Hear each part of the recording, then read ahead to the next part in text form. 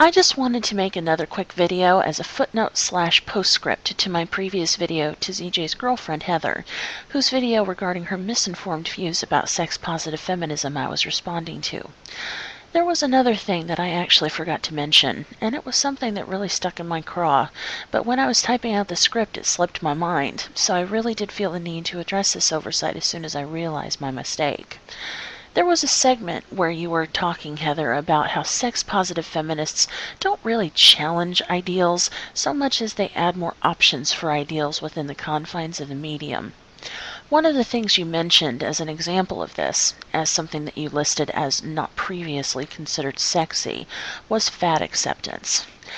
As a person who has been a part of the body acceptance movement for many years, I have to take exception to this mention. The problem lies in terms of conflating the body acceptance movement, which, just like the sex-positive feminism movement, is not a new movement, not by a long shot. What originally started out with the National Association to Aid Fat Americans, which ultimately became the National Association to Advance Fat Acceptance, has become the larger body acceptance movement, size acceptance, regardless whether you're a metabolic wonder who can inhale an entire aisle of Oreos and not gain an ounce, or you got a honky-tonk badonkadonk and don't give a fuck. This movement is, in fact, actually thanks to, not the porn movement or even pro-porn activists, but rather the perpetual onslaught of images inspired by the self-serving gaze of male advertisers burdening dozens of generations with crippling body image issues and insecurity about themselves that leads 8-year-olds to getting plastic surgery and young women to cut and starve themselves because they can't make the image they see in the mirror match up to the ones they see in the magazines. Incidentally, only about 3% of the people in the world actually have naturally good looks like that and are naturally that coat hanger style of slender fashion designers prefer so much. Still, that doesn't stop magazines from airbrushing most of J-Lo's ass off the cover or feathering out Jessica Simpson's spots. If you want the honest truth, sex-positive feminism and pornography did not have to do anything to convince people that big asses and big tits were sexy. You know who did that? The painters in the Renaissance period. And even further back, the sculptors sometime between 24,000 and 22,000 BCE who crafted the Venus of Willendorf, a symbol that is representative, academics have proposed, of veneration of this form as a silhouette of fertility, the representation of woman in her purest, truest self, by highlighting the differences women have compared to men, including voluptuous hips and full, heavy breasts. If anything, pornography has done a lot to bring the sexy back, not just for people who fetishize women and men of size, but for those very same performers who make money exploring a facet of sexuality that has, almost more so than LGBT sexuality, been shunned and vilified if not outright ignored, namely that people of size. Because the thing is, for most people today, if you're fat, you're invisible. Never mind anyone thinking about actually having sex with you. For a great number of people are repulsed at the very thought of fat people having sex.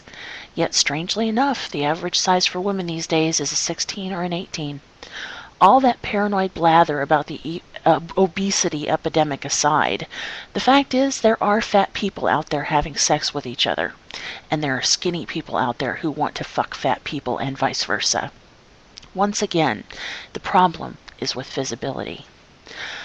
You essentially folded the body acceptance movement into the sex industry and half-assedly tried to link the two together by basically flat-out stating that porn has taught people to think of fat people as sexy, as if before porn came along, nobody could or would have ever considered people of size or size acceptance a sexy thing.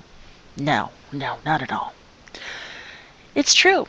There are fat people out there having all sorts of depraved sex, and some of that sex might even be on camera for the avidly viewing eyes of credit card clutching fanboys out there. But there are also people for whom this is not a fetish or a sex industry fad. For those people, including people like me, this is just our lives and how we want to live them. And, just like any other healthy individual, those lives happen to include sexual expression. If anything, the sex industry industry has offered unconditional sanctuary to performers of size, including Courtney Trouble and April Flores, just to name a couple, who are both very well respected within the feminist porn industry, not only as performers, but also as producers and directors. Where mainstream vanilla media have no problem shunning and shaming people of size while at the same time dismissing and desexualizing them, the porn industry has welcomed us with open arms and open pants. And I think the porn industry is all the better for it. Because again, visibility is important, not just in body acceptance, but also within the adult industry and the vanilla world at large. Being seen as sexy or as being able to enjoy sex helps to cement the reality that yes, we're here, we're fat, we're fucking, and if you don't like it, well, then you don't have to look. Accepting the notion that all people, regardless of creed, color, ethnicity, and yes, even size, have sex is a key facet to sex positivity that porn has had very little influence over. People have long considered people of size and the voluptuous and even jiggly forms to be arousing and inspiring, which to my mind can only ever be a good thing, especially if it stops women from hating the way their bodies naturally are and accepting themselves as well as others.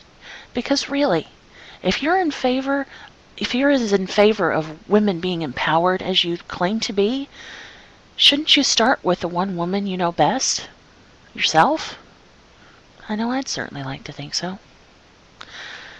I'd get into the way you take a swipe or two at the BDSM communities and submissives, but I think I've given you more than enough homework to do, don't you agree?